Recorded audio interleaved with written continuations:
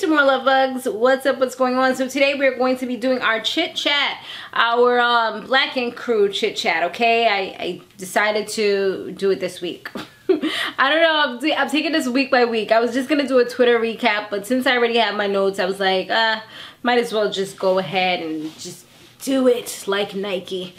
So let's just talk about a few things, not everything. I mean, it's almost like everything anyway, but it's just a few things. So anyways, Dutchess and Cesar, they driving down to North Carolina so Dutchess can meet her family, as well as they're looking at looking into some business ventures, like possibly getting a house down there and things like that. But Cesar, he's not really feeling like moving down there. I mean, I understand him being somebody that's here from New York. That's a big switch. That's going from the urban community into like a rural, I believe that's rural type of setting where it's like nothing but grass and animals and trees and snakes and crocodiles and lizards. You know, it's all kind of stuff down there that we ain't used to. We don't see animals unless we go to the zoo up here, or if you go like up north, like really up like Albany and things like that. So that's like real different.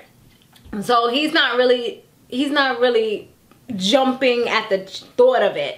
He's just more stuck in the hood mentality, I think.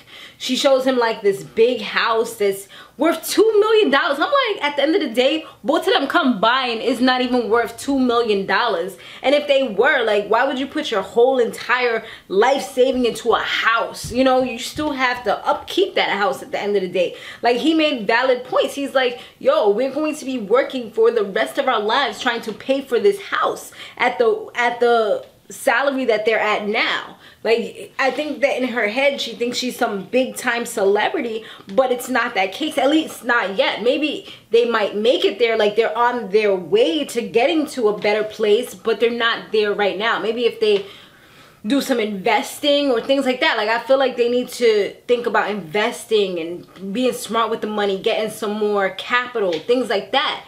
Meet with mortgage, like whatever, stockbrokers and investors and, you know, other people that can help them, as opposed to the people that they hang out with now, because in the hood, people don't know nothing about that stuff, to be honest with you. So they need to be with people that are going to help to lift them higher.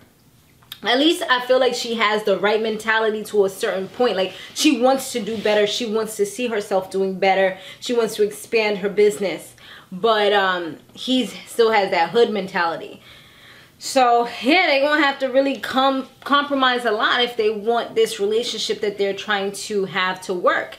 She's talking about having a family and things like that, and he's like, yo, like, you're confusing me, because one day you talk about you don't want kids, next day you do. He's like, what is it that you really want? And she's like, she don't want to talk about that when she's around everybody else, because nobody gave two craps about her when she had her miscarriage. And I mean, I don't really remember anybody reaching out to her, but remember, they were all beefing, I think. I mean, the story goes up and down so much. I think they were all beefing around that time. So nobody's gonna really care about you or anything that you're going through if, you know, when you're mad at somebody. It's just, that's the way it is. Like, if somebody that she knew, like, let's say Sassy, who she's not fond of right now, had some kind of thing going on, she's not going to be the first one to reach out. We all know that, because she feels some type of way. Or if Kwani had some type of thing going on, she's not going to reach out to her. So you can't be upset that they didn't do any of that.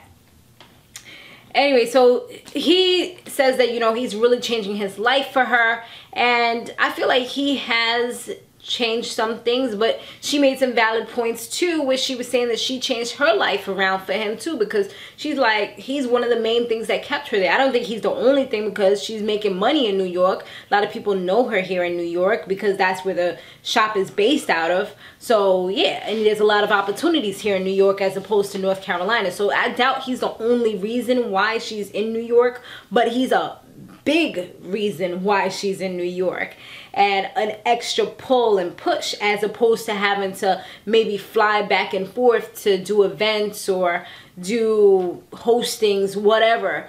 It would be a little bit more, that would probably be her life if he wasn't a pulling force to keep her here in New York. So Donna, she speaks to she sneaks into Black and Crew to do a tattoo because O granted her permission, like he's the boss. And Sky dead snitches on him because she calls up C's and tells him because they away right now. So he think he can do, you know, what is it? The cat's away, the mice a play type of thing. That's what he's trying to do. And she called him up like, nah, because I'm trying to get my money for my booty injections, my booty lift, whatever. Nah, you ain't gonna mess up my money, dude. So she calls right away and lets him know, because you know that Cesar will flip if none of them tell him what went down, that she was in there for all that time doing tattoos and stuff like that. Like, he's done with her right now. I don't even see her redeeming herself at this point, like, because of the way everything went down and she tried to get her man to like fight them or whatever. Sky reaches out to Puma to find out like how he's doing and things like that, and she tells him that he really needs to chill out because he's the one that kind of like elevated everything by throwing a bottle or going waving a bottle or whatever, swinging a bottle at Cesar and all of them, and starting that big whole fight. And she's like, yo, you're not built for jail. She just came out of jail and it's crazy. And she's like, yo, your daughter at the end of the day needs you in her life. So Donna, she's on the corner talking to O, like after the whole fiasco went down, and she shows him like her artwork, her ink work, and he gives her a little critique, lets her know what she did wrong, how she can improve. And then her boyfriend, what's his name, Max, he walks up like, yo, what's good? Why you got this dude over here in my block and my hood? And she's just like, and I'm just like, yo, this dude is way turned, like, he was confusing me. I didn't know what he was talking about. First, he looked like he was upset that the guy was there, that O was there, who's somebody that she used to mess with. And then he's like, yo, but why you ain't invite him up if that's your friend? Like, why you didn't, why would you even suggest that she invite this dude? Like, do you really trust him to be inside your house, knowing their history, knowing their past? I mean, he just was confusing the hell out of me.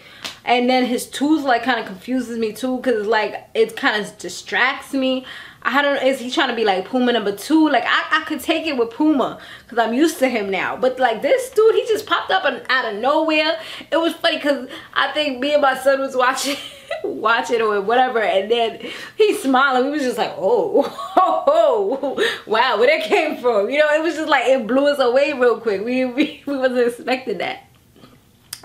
Anyways, so Kwani, she's now leaving with her daughter. They're leaving New York. She's done with it. She wants to be safe.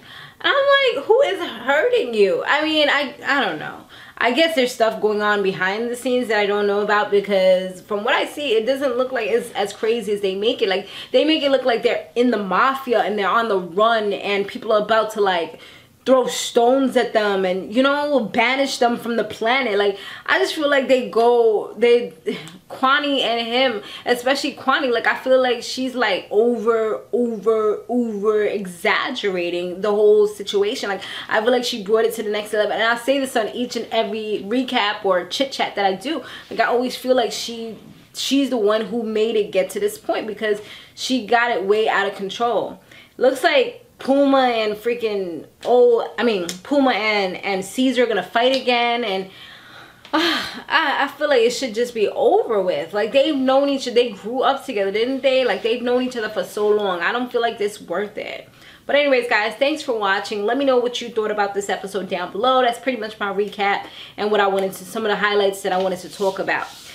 Be sure to stay fabulous, live free, and soar limitless. I'll see you in the next one. Laters.